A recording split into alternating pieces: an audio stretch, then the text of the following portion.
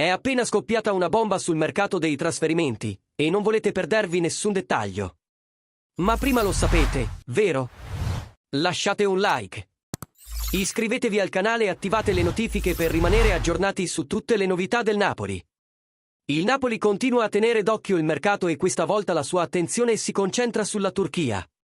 Il club partenopeo ha mandato degli osservatori a tenere d'occhio l'attaccante del Galatasaray Barış Alper Yılmaz durante la partita di Europa League contro l'AZ Alkmaar. Secondo quanto riportato dal quotidiano Daily Sabah, anche la Lazio starebbe monitorando il giocatore. Aumentando la concorrenza in Serie A, Yılmaz è già stato nel mirino del Napoli in passato, quando il Galatasaray ha cercato di inserirlo nel tentativo di trattenere Victor Osimhen.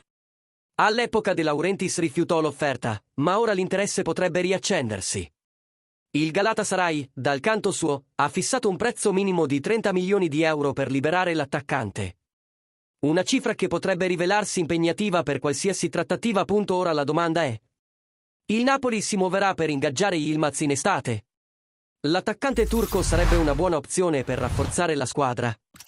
Vogliamo sapere cosa ne pensate. Commentate qui sotto e partecipate alla discussione.